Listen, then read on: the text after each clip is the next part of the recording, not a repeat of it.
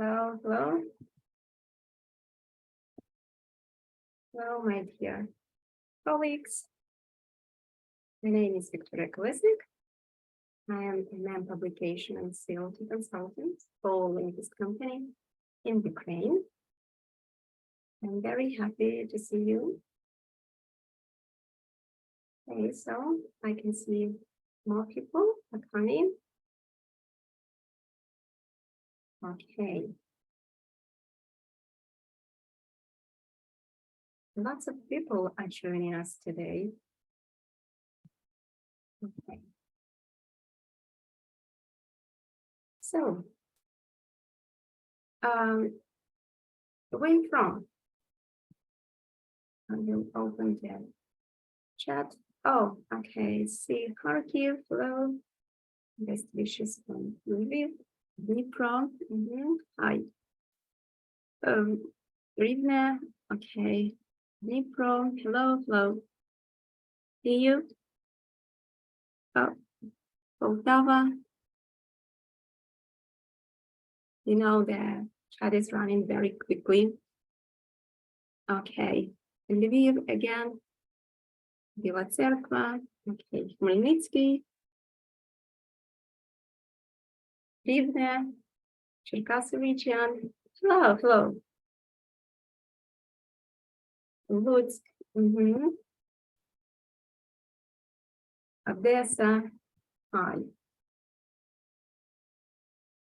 Okay, so I'm very happy.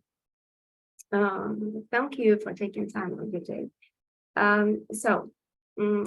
Please tell me, please, do you see my presentation? Is it okay? Just put pluses. Okay. Thank you very much. Thank you, Tia. Thank you. Okay. So,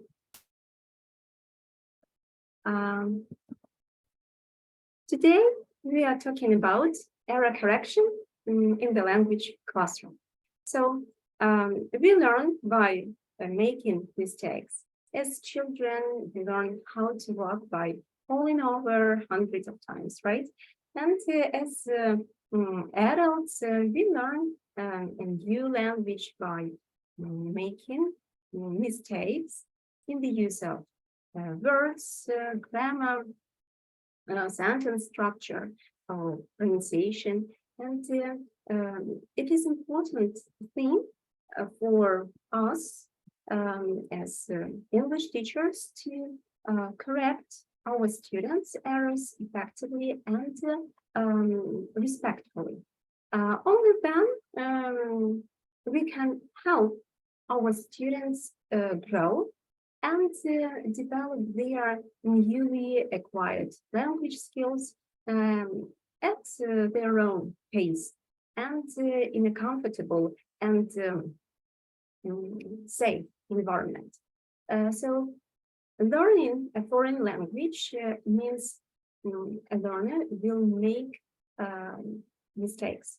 And your task is to create a safe environment and encourage your learners to take risks. Just allow them to speak and to communicate, because most of them they haven't got that chance to do this outside the classroom. So praise them for trying and give them more than just one chance to get it right. And the mistake isn't the problem. It's how we deal with mistakes that can cause more damage than help. And we need to remember that mistakes are indicators that learning is taking place, that our students are trying to make room for new learning. Actually, many of the world's greatest achievements have been found because an error has been made. So errors are to be celebrated for what they truly are, just a chance for further understanding. And we are going to answer some questions. I try to keep it very brief and simple, as you can see. So the teacher has to make many decisions in a glimpse of an eye. So we are going to focus on what should I do about the error? Correct or not correct? What mistakes should teachers correct? Then, when should it be corrected? Maybe now or later in the lesson, maybe next lesson. So whether it's immediate correction or delayed one, is it okay to interrupt? Then, who should correct the mistake? Maybe self-correction or peer correction, maybe teacher correction, and how it should be corrected. Which technique would work best? And when selecting error correction techniques, teachers should take into consideration a wide range of individual factors. So the student's age, proficiency level, motivation, individual preferences. So we are going to talk about this, and at the end of this webinar, there will be a Q&A session. So if you have any questions, you may type in the chat, and you will also see my contact information. So feel free to contact me, and I will be glad to answer and to provide methodological support.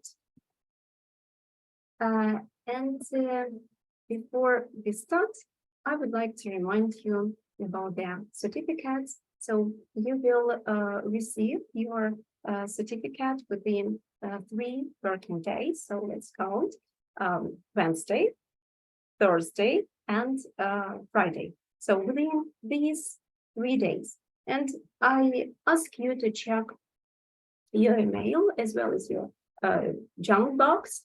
But if you don't see your certificate, again, feel free to contact me, and I will send you that certificate.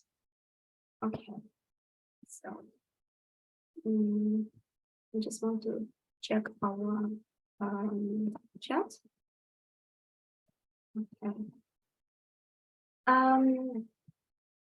And now I ask you to write an adjective to describe how you feel about being corrected by your students. You know, it is our task to correct the mistakes. We are in charge of it. But what if we are corrected by our students?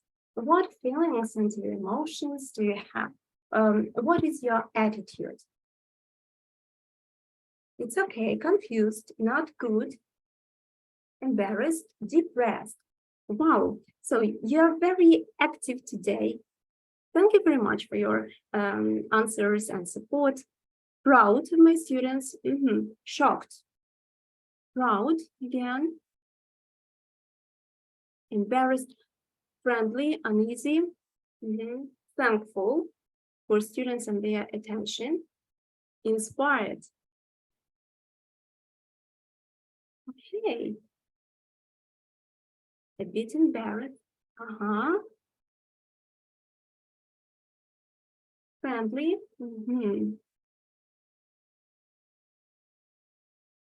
Encouraged. happy that they can find it. Okay, so you see, some may feel embarrassed or frustrated, while others may feel grateful for the opportunity to learn and grow. And it is important to remember that being wrong is a natural part of the learning process, and that it is always valuable to have different perspectives. Some teachers may see it as an opportunity to learn and improve, while others may feel defensive. And ultimately, it depends on the individual teacher and the context of the situation. And I want to share my personal story with you. So it happened to me when I was teaching English to secondary school students, and there was a student. He was smart and diligent, and let's say he was good with English, and he had the opportunity to travel abroad and study there. So he had been living in the US for half a year or so. And then he came back to Ukraine and continued studying at school. And one day, it was an ordinary day, an ordinary class of English, someone sneezed. So, do you know what I replied? I said, be helped. Okay, not bless you, in order to sound more natural, I decided to say be helped. And that guy who had been to America told me, oh, seriously, nobody will understand you in America. They don't say be helped. You need to say bless you. And if you ask me whether I was confused standing in front of the class or frustrated, no. I was grateful. I said something like this. Oh, thank you very much for sharing this valuable knowledge with me and the rest of your classmates. If you have something else to share with us, you're welcome. And you see, students are able to notice a teacher-made error. And if they find an error in my work, it tells me they are paying attention. It means learning is taking place. And I can make the errors on purpose. And if a student challenges my work and it turns out I have not made a mistake, it helps me help the student correct his or her thinking. And it's very easy. I'm not preaching that you should follow this way or this approach. No way. I just share my experience and the way I feel it. And it's okay for me to show my students that there are some things I don't know. I don't know the meaning of the word or the translation. And I can say, I'm not sure about the meaning of the word, and I don't want to give you the wrong explanation. So I need to consult the dictionary, and I do. And I think this is very important, that you don't leave the student without answer. So you just promise and forget. No way. I will write down the words or whatever, I will figure out the answer, and I will definitely tell the student the next lesson. So this way, I try to keep.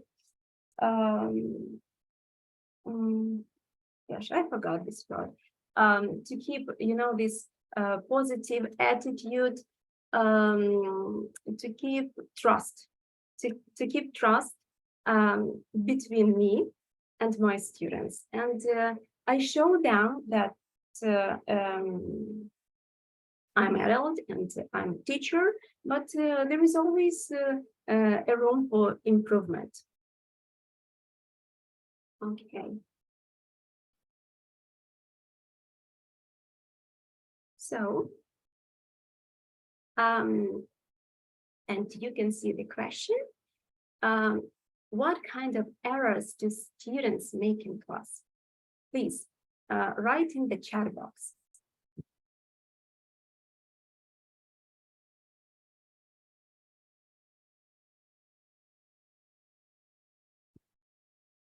What kind of errors? Lexical, spelling, grammar. Yes, totally. Again, grammar and spelling. Word formation, spelling, word order, absolutely. Allocations, yes, it's pretty. I see grammar, spelling.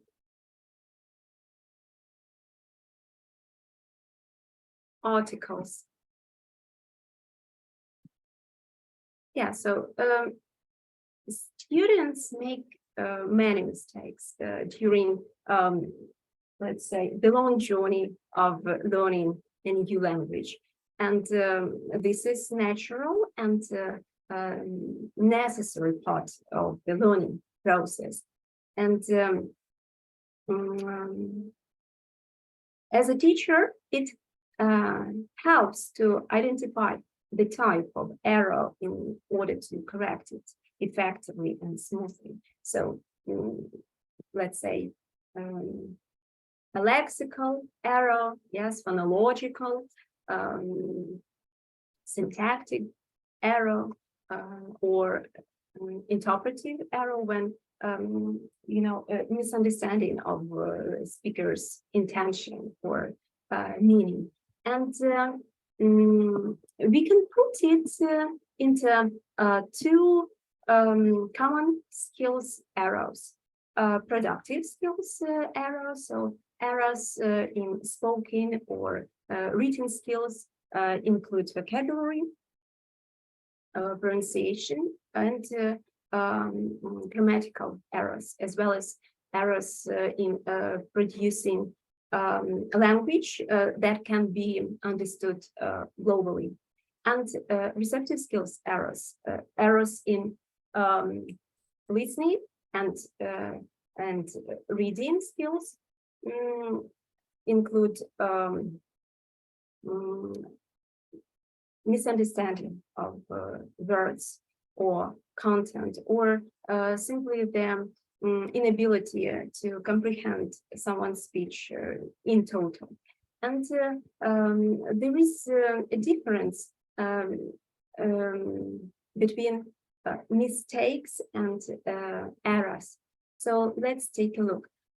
Mistakes happen when a learner forgets the language that he has already acquired. It's not that he doesn't have the language. It's that he hasn't accessed it correctly. A mistake is an accident, something that your students actually know, and that they can most likely self-correct if given the chance. This can be a typo using the wrong word or a small grammatical mistake.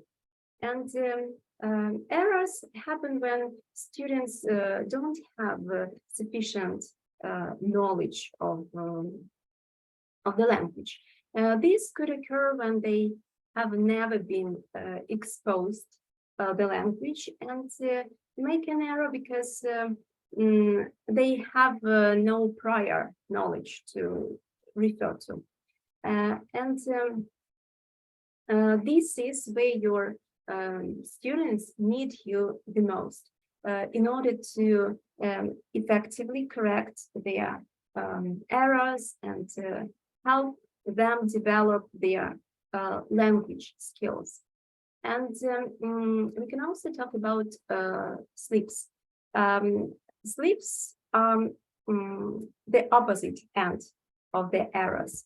Slips happen when a student knows the language, but due to the speed of conversation or other factors, he says or writes something incorrect. And these often self-corrected or ignored. So they even happen to native speakers when they mispronounce a word or mix up words in an idiom. Errors are the most difficult to correct because not only you provide correction, you also provide the knowledge necessary to fill the student's gap in understanding. So errors should always be corrected. However, you need to be very careful about when and how to correct them. And mistakes should be dealt with a completely different approach. Mistakes are not due to lack of knowledge. Therefore, if you delay correction, the student will look at the error and instantly know what the problem is. And it is believed that slips don't need to be corrected at all. And you can see four types of error correction. So let's start with the self-correction. Self-correction can create trust within the group, but it should be encouraged when you know your group really well. So most students prefer the teacher to correct their work and try to make time for quality for feedback during the lesson so that each student gains the benefit of your close attention. Then peer correction. If the student is unable to self-correct, maybe a peer can help correct it. And it is a good technique because most of the time students can correct each other. And this creates a positive atmosphere, and students will realize that you are not the only source of correction.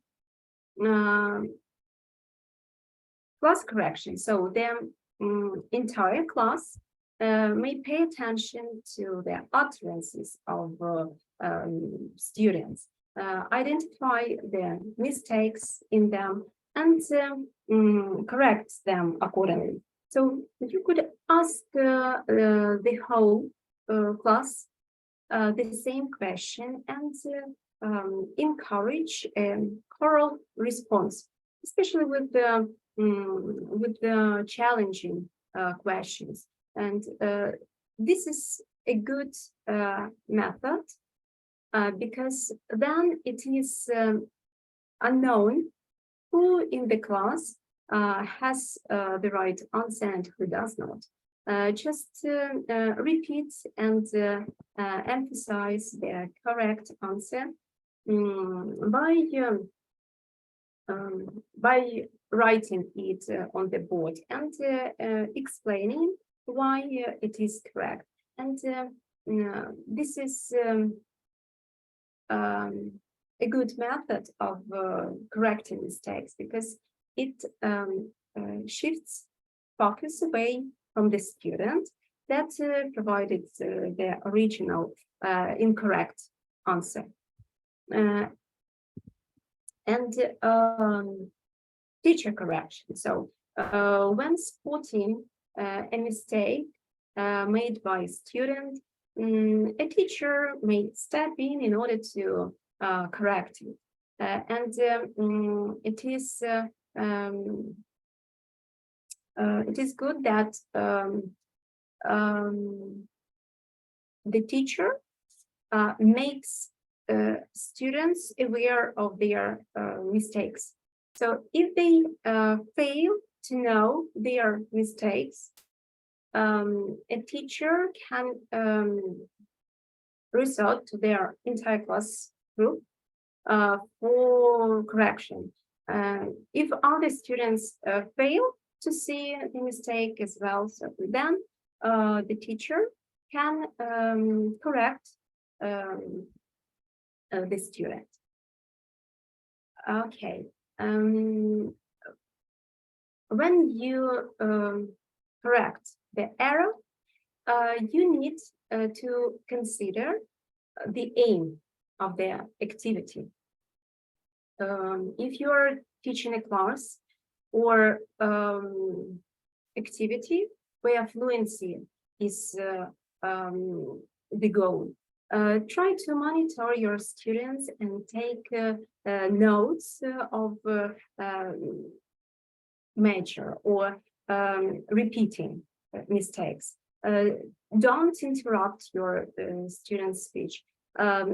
This might discourage them or make them lose the motivation to speak freely.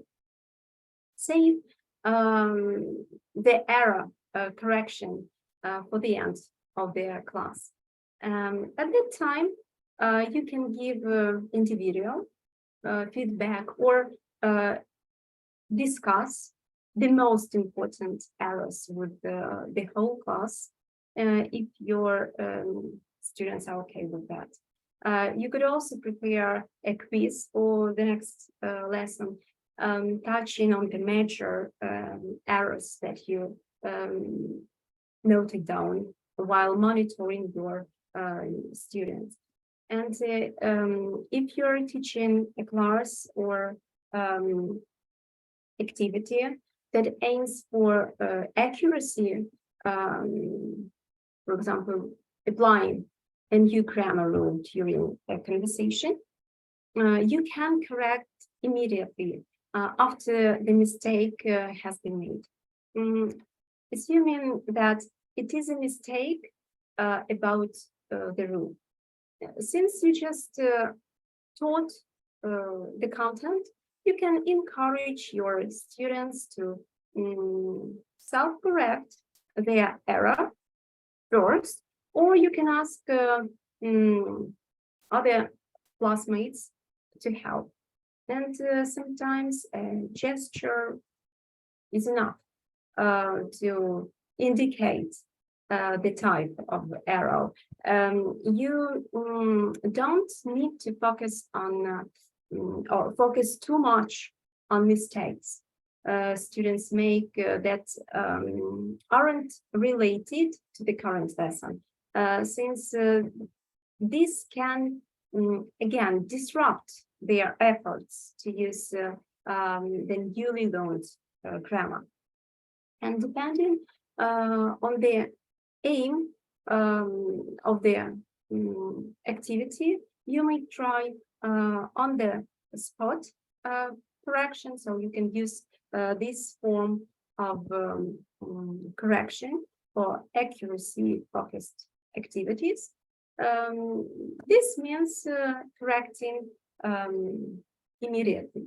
For example, when practicing the past simple or present perfect, and the student uses the wrong form of an irregular verb.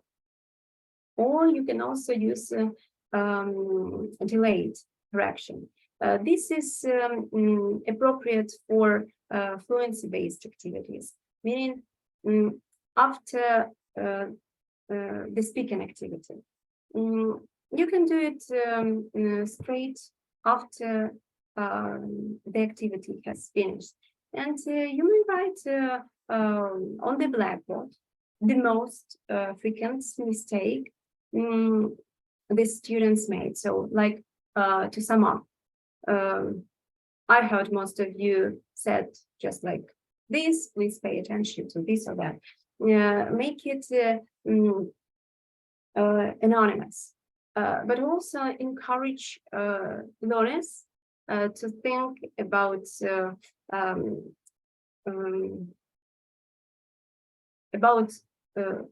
or to think back to their oral production to identify whether it could have been their or their classmates' mistake, and train them to monitor their language and reflect on their learning. And it's important point about when to correct.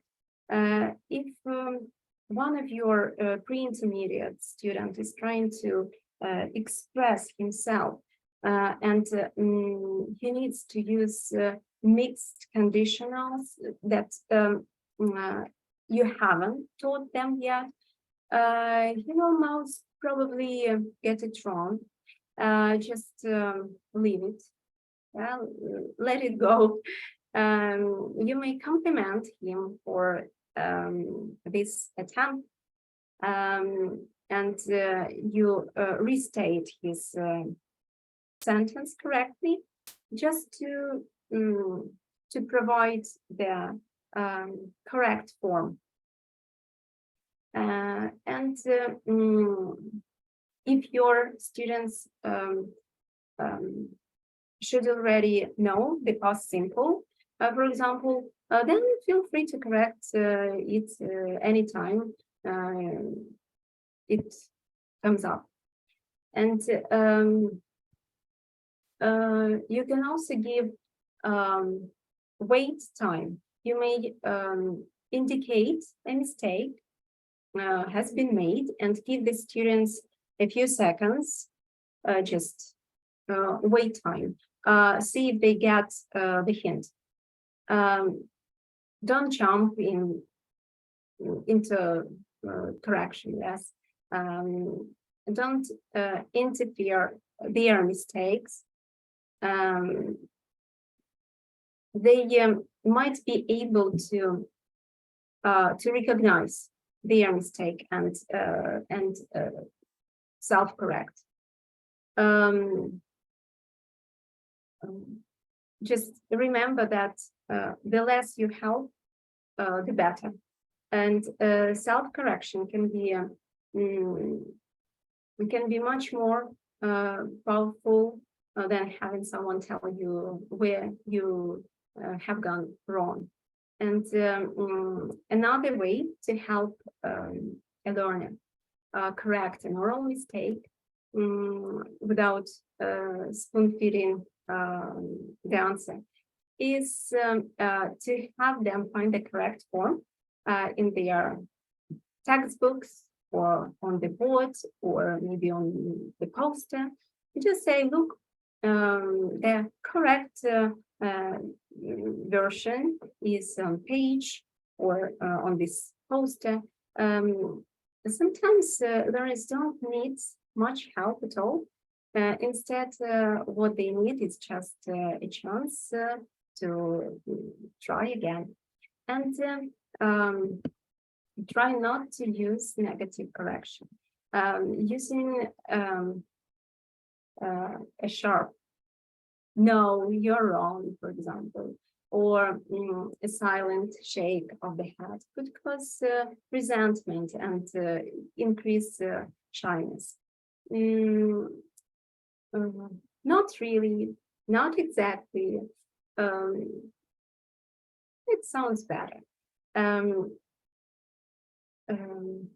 As long as you are positive in your method of correcting errors, reassure your students that they are doing well, and do not get upset with them for making mistakes. They will continue to volunteer and try their best because making mistakes is okay. This is how learning should be. If students never take risks, they will not improve. And there are many ways to correct mistakes that occur in oral speech. A teacher will often use many different strategies in a single lesson. So prompting students to self-correct. This is the most effective strategy. And this can be used in all stages of a lesson. You can use different methods to point out the mistake. Let's say gestures. Yeah, so establish your own gestures for common mistakes in grammar tense or vocabulary or sentence structure. You can also use body language, yes, and facial expressions. This can help students realize their mistakes. A look of confusion can make students aware of their mistakes. You can ask a question or repeat the student's answer, somehow highlighting the mistake. This echo method can be used with the questioning tone. And this will give the student a chance for self-correction. And it is often useful if you believe the mistake was a slip. And common slips like she or he or third person can be brought to students' attention by this method.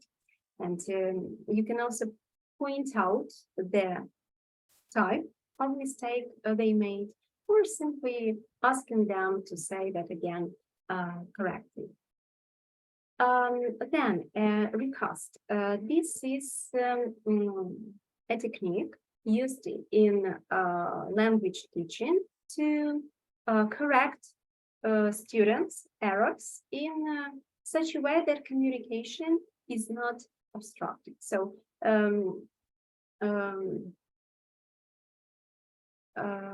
a typical recast might be, for example, your student says, "I want it," and you answer, "Do you want to eat?" This way you put your learner on the right path.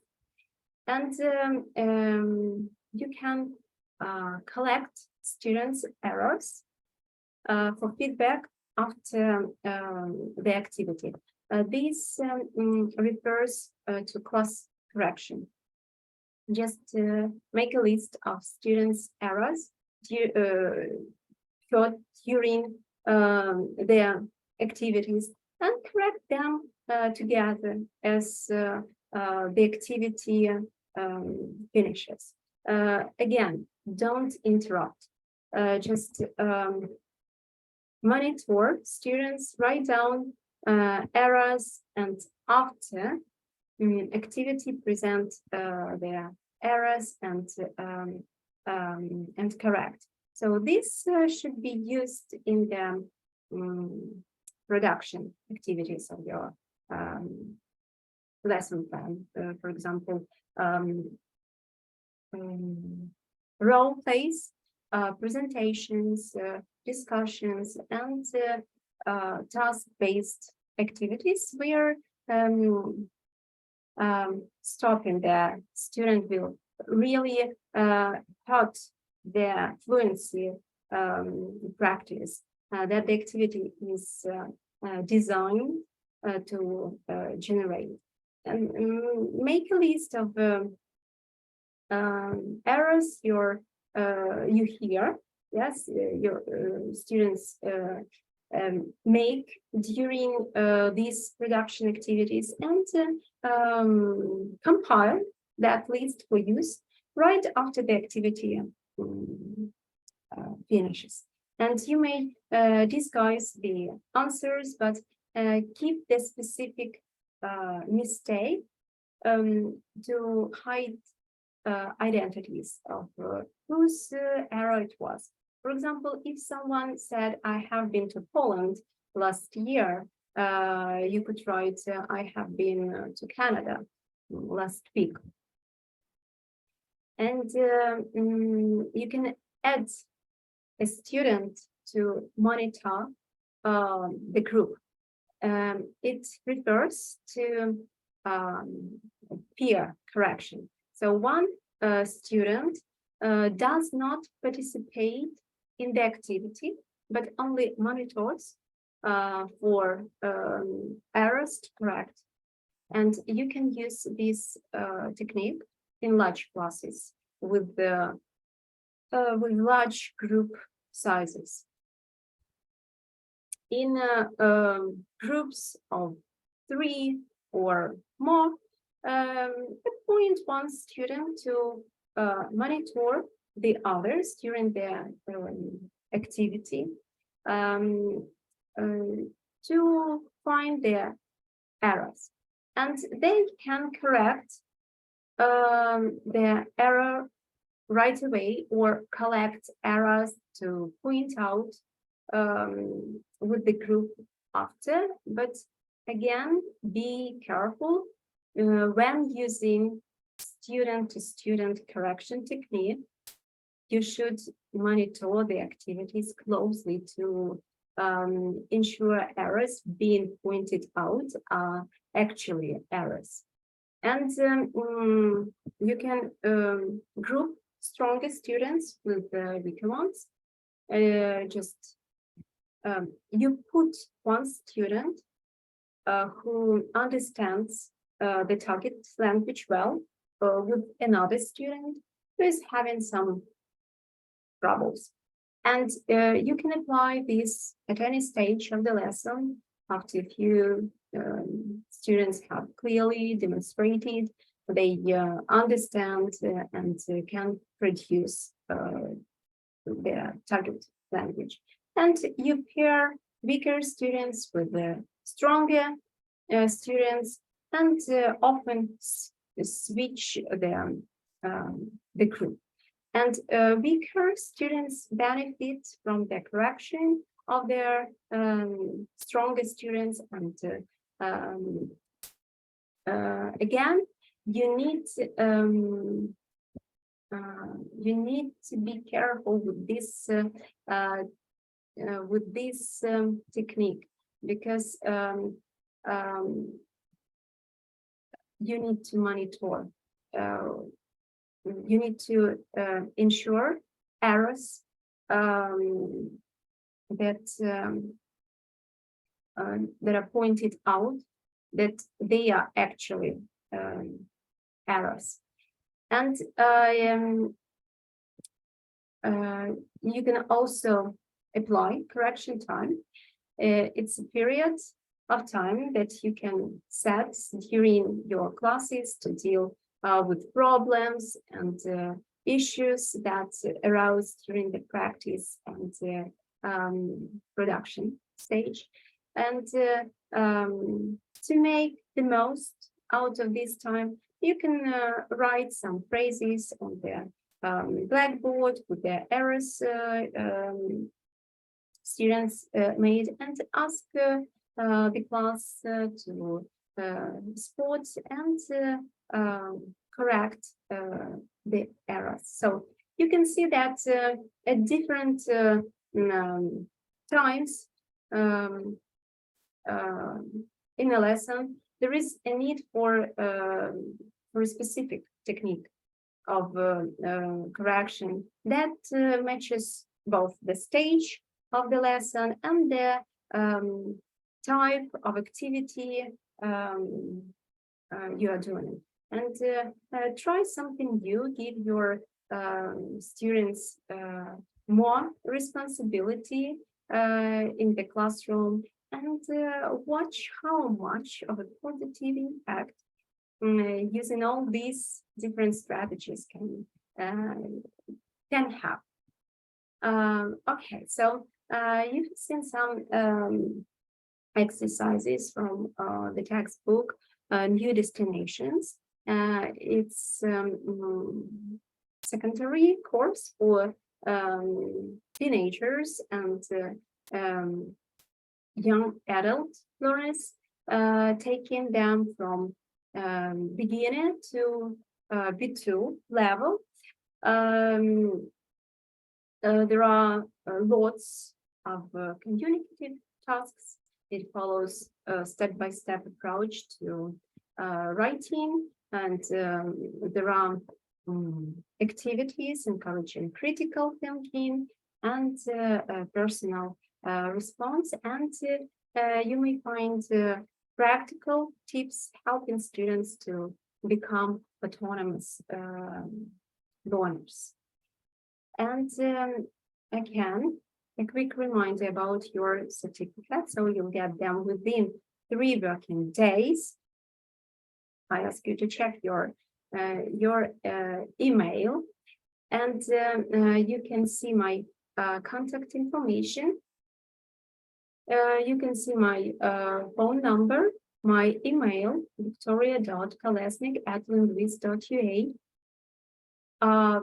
Please subscribe and follow us on our Facebook page.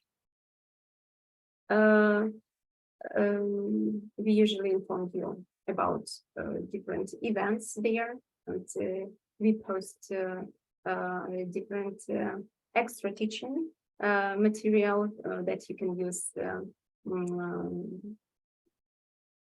during the classes, and you can visit our Facebook page and find out more. And we are always excited to hear feedback from you, and we welcome you to reach out with any questions or concerns that that you may have. So enjoy your vacation. It was the hardest year for many of us, and you deserve some rest. Please remember that I will be very glad to see you next month. Please join the webinar. The topic is amazing. It's not about teaching reading or writing. It's the whole different story. So something that I like to incorporate into teaching English to young learners. Okay, so thank you very much for taking time out of your day. I want to check our chat. Okay, thank you very much. Thank you. Okay, thank you. Thanks a lot. Oh, peaceful and effective presentation. Thank you very much. Your comments motivate me a lot. I feel elated, seriously. And I want to praise you. You are very active today. Thank you for this.